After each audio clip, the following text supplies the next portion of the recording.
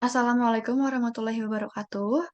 Perkenalkan, kami dari kelompok 2 akan menjelaskan mengenai struktur sosial dan institusi sosial. Dan pertama-tama kami akan memperkenalkan, diri kami masing-masing terlebih dahulu. Saya di sini sebagai pasien Febi Rahma Putri dengan NPM 10050022010. Kemudian ada rekan saya Alifia Sukmanul Islami dengan NPM 10050022006. Kemudian ada Silva Kinanti Khairunisa dengan NPM 10050022009. Kemudian yang terakhir ada rekan saya Syifa Rizky Rahmanita dengan NPM 10050222011. Kemudian, bagian yang pertama akan dijelaskan oleh Alivia. Dipersilakan. Yang pertama ada struktur sosial. Struktur sosial merupakan berasal dari kata Latin, yaitu struktura yang berarti susunan atau bangunan, menurut Hendro Puspito pada tahun 1989. Struktur sosial merupakan jaringan dari unsur sosial dalam masyarakat, komponen sosial, kebudayaan, lembaga sosial, stratifikasi kekuasaan, dan wewenang, menurut Sukantos pada 1990. Struktur sosial adalah sesuatu yang terdiri atas bagian-bagian masyarakat yang saling tergantung dan membentuk satu pola tertentu. Bagian dari suatu itu dapat terdiri atas pola perilaku individu, pola perilaku kelompok, pola perilaku institusi, maupun pola perilaku masyarakat luas, menurut Douglas pada tahun 1973. Kemudian ada komponen struktur sosial.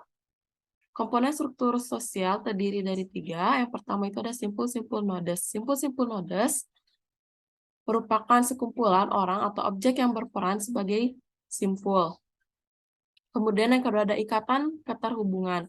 Ikatan keterhubungan merupakan penghubung antar simpul dengan simpul lainnya yang digambarkan dengan garis.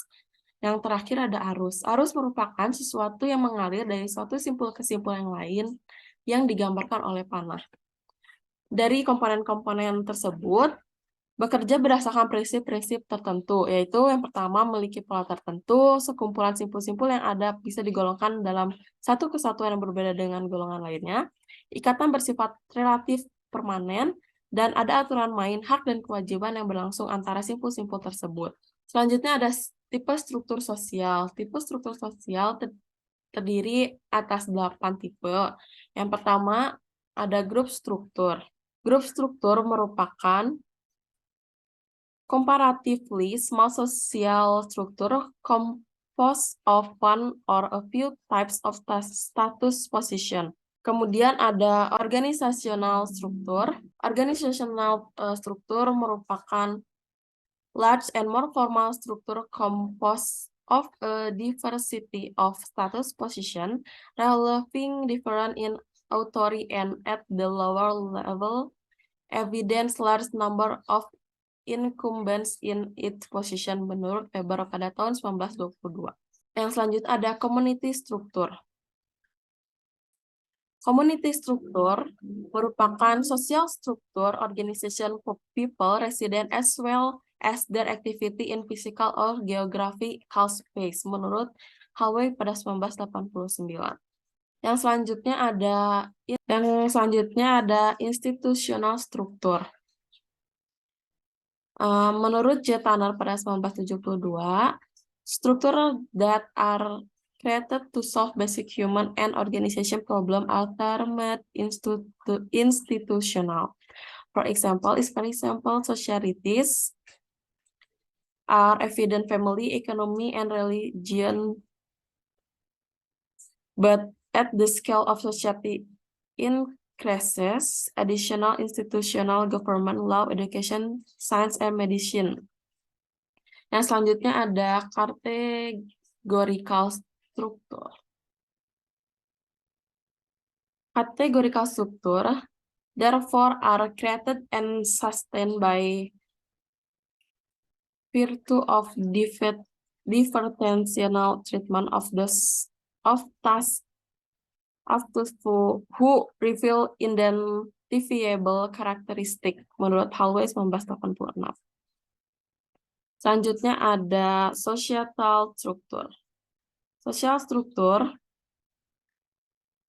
when a population with distinctive system of culture symbol is organized within a clear territory by political institutional. We can call it societal structure or a society. Selanjutnya ada stratification structure.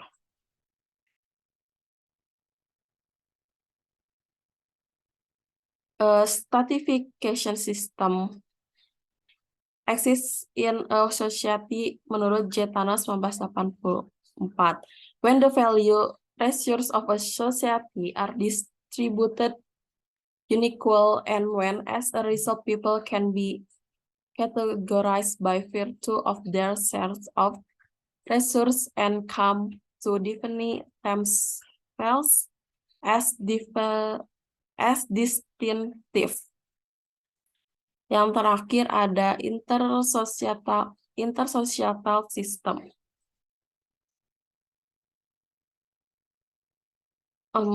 Contoh dari intersocial system merupakan war has been a most typical response. Trade and exchange have been another political and economic alliance. In the face of a threat have been yet another kind of response, and migration from one society to another has frequently forced societies to form some kind of relation that is some kind of intersocietal system. Untuk selanjutnya akan dijelaskan oleh rekan saya. Baik, sebelumnya terima kasih Alivia. Akan saya lanjutkan. Di dalam struktur sosial ini terdapat interaksi sosial. Jadi menurut Gilin dan Gilin, 1954, interaksi sosial itu merupakan hubungan sosial yang dinamis yang menyangkut hubungan antara orang perorangan dan antar kelompok. Jadi maksudnya di sini adalah proses di mana orang-orang yang saling berkomunikasi mempengaruhi dalam pikiran dan dalam tindakannya. Contohnya, apabila A dan B sedang berkomunikasi. Contoh interaksinya ialah apabila A dan B sedang bercakap-cakap, maka A berbicara dan B mendengarnya. Kemudian B berbicara dan A mendengarnya, lalu seterusnya. Dan itulah yang disebut dengan interaksi sosial. Boleh dilanjut. Baik, proses sosial di sini juga dibagi menjadi dua. Menurut Gilin dan Gilin, 1954, yang pertama ada proses sosial yang mendekatkan atau mempersatukan, yang disebut juga sebagai asosiatif. Kemudian yang kedua ada proses sosial yang menjauhkan atau mempertentangkan, yang disebut disosiatif. Boleh dilanjut.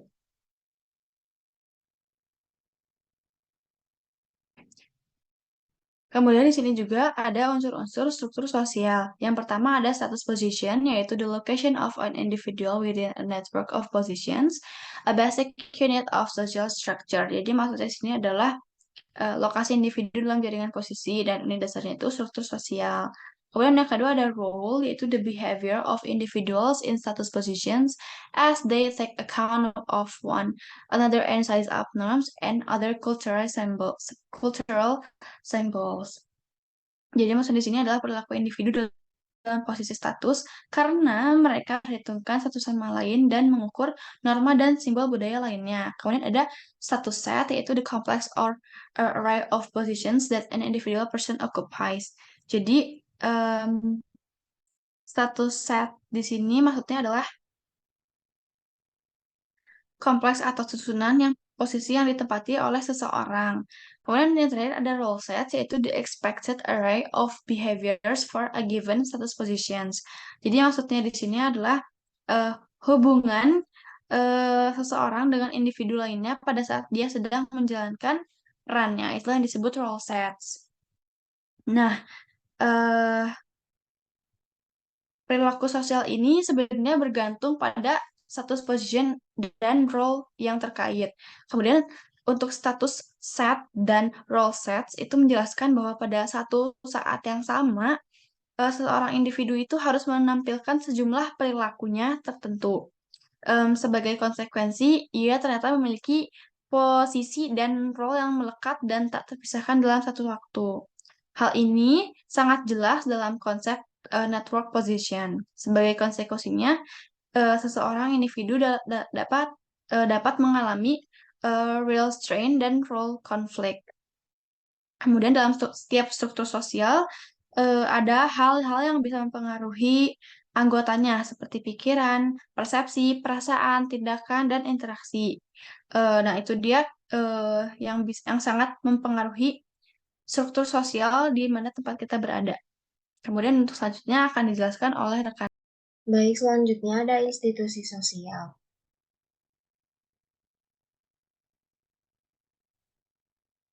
A social institution can be viewed as a special kind of social structure whose status positions are organized.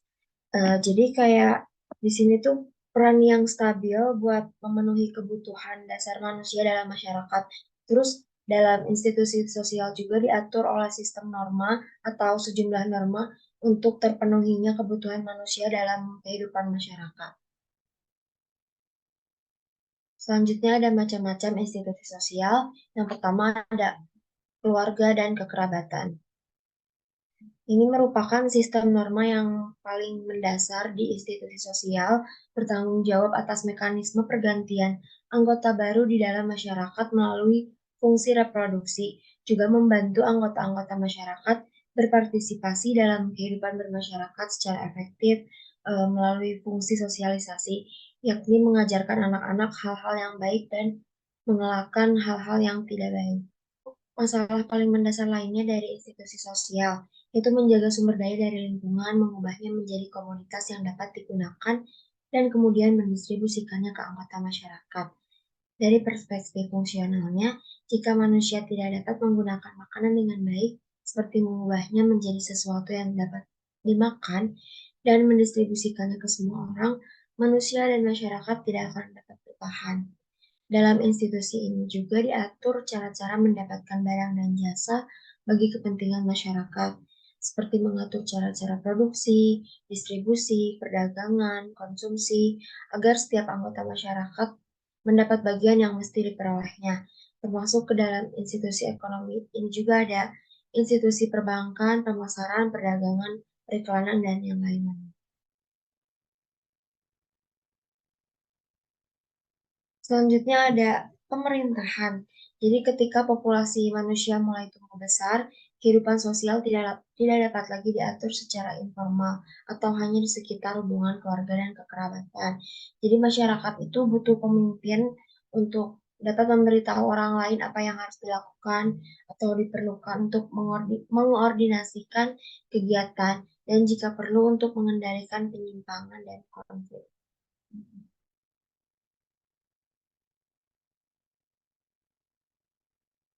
Yang selanjutnya akan dijelaskan oleh rekan saya, Syifa. Selanjutnya ada pendidikan. Dalam analisis fungsional, pertumbuhan institusi pendidikan dikaitkan dengan kebutuhan tenaga kerja. Artinya bahwa lahirnya institusi pendidikan dalam masyarakat disesuaikan dengan pertumbuhan dan perkembangan kebudayaan yang dimiliki oleh manusia. Hal ini berarti bahwa institusi pendidikan akan tumbuh dan berkembang seiring dengan pertumbuhan dan perkembangan kebudayaan manusia. Semakin kompleks kebudayaan yang dicapai oleh manusia, semakin kompleks juga kebutuhan manusia akan pendidikan. Institusi pendidikan dikembangkan sebagai suatu upaya sistematis untuk mengajarkan apa yang tidak bisa dipelajari secara mudah dalam lingkungan keluarga. Institusi pendidikan primer adalah sekolah formal yang bermula dari taman kanak-kanak hingga jenjang perguruan tinggi, baik yang dikelola oleh negara maupun yang dikelola oleh badan-badan tertentu. Pendidikan juga akan selalu hadir dalam masyarakat pada semua tingkat kebudayaan, mulai dari yang paling bersahaja sampai pada kebudayaan modern. Religi, manusia memiliki kemampuan yang memungkinkan mereka untuk beradaptasi dan bertahan hidup. Tetapi dari adanya kemampuan tersebut, manusia juga memiliki rasa kekhawatiran terkait banyak hal, seperti memikirkan kematian, rasa kehilangan seseorang dicintai, dan rasa khawatir terhadap masa yang akan datang. Religi atau agama menjadi salah satu institusi yang penting dalam kehidupan manusia. dimulai dari munculnya praktisi atau pemuka agama khusus, adanya kepercayaan terhadap dewa dan kekuatan supranatural, juga ritual permohonan yang sering dilakukan. Lalu setelah itu muncullah agama-agama yang ada di dunia, yaitu Kristen, Hindu, Buddha, Islam, dan Konfusianisme yang pada akhirnya mendominasi dan mulai menggeserkan agama-agama lokal yang ada di masyarakat. Marx memiliki pandangan bahwa agama adalah candu bagi masyarakat dan Sigmund Freud yang mengatakan bahwa agama adalah ilusi dan angan-angan. Sebenarnya bukanlah bentuk penolakan terhadap eksistensi agama, tetapi melainkan hanya sebagai penolakan terhadap fungsi agama. Hal ini tidak menunjukkan penolakan terhadap agama sebagai sesuatu yang ada atau fakta, melainkan sesuatu yang tidak selamanya fungsional. Kahmat tahun 2000 berkesimpulan bahwa agama merupakan salah satu bentuk legitimasi yang paling efektif. Agama merupakan semesta simbolik yang memberikan makna pada kehidupan dan memberikan penjelasan yang paling komprehensif tentang seluruh realitas.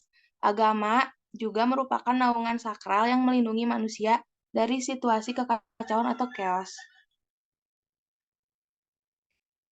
Medis atau kesehatan.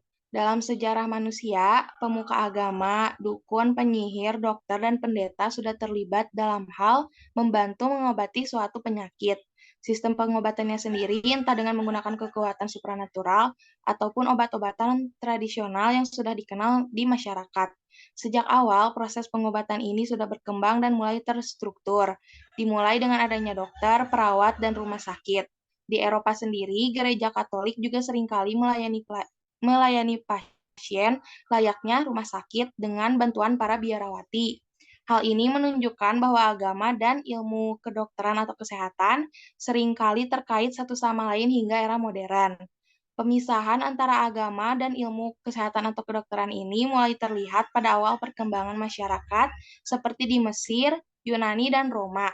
Tetapi di Eropa selama abad pertengahan terjadi kekuasaan yang mana gereja Katolik membuat pemisahan tersebut menjadi lebih sulit. Namun seiring berjalannya waktu dengan kemunculan ilmu pengetahuan sebagai sebuah institusi, ilmu kedokteran atau ilmu kesehatan ini menjadi institusi yang berbeda. Pengetahuan yang baru diperoleh ini membuat rumah sakit, dokter, perawat, apoteker, dan spesialis medis lainnya menjadi lebih terorganisir dan terstruktur dalam sebuah sistem. Yang terakhir ada sains. Sains menjadi salah satu institusi yang penting bagi manusia di era modern ini untuk memahami segala yang terjadi di dunia. Tujuan dari adanya ilmu pengetahuan atau sains ini seringkali tumpang tindih dengan agama karena dianggap memiliki pemahaman yang cukup berbeda di masa lalu. Topik mengenai astronomi seperti spekulasi awal adanya bintang, matahari, dan alam semesta seringkali syarat dengan agama.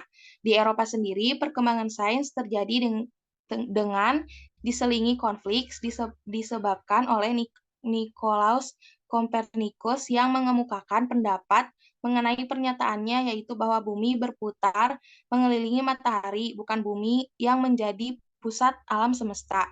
Hingga pada akhirnya melihat apa yang telah terbuktikan, di Barat sendiri terjadi persaingan di antara para elit. Mereka yang merasa memiliki ilmuwan terbaik kerap kali mengklaim sesuatu penemuan baru.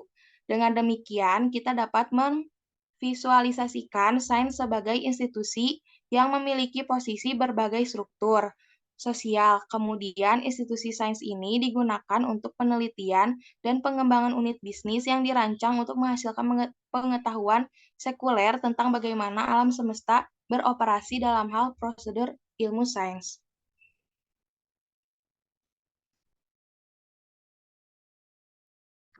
Baik, itu dia penjelasan dari kami mengenai struktur sosial dan institusi sosial. Terima kasih atas perhatiannya. Mohon maaf bila ada kesalahan. Jika ada yang ingin ditanyakan, bisa langsung ditanyakan melalui forum yang ada di e-kuliah. Terima kasih. Wassalamualaikum warahmatullahi wabarakatuh.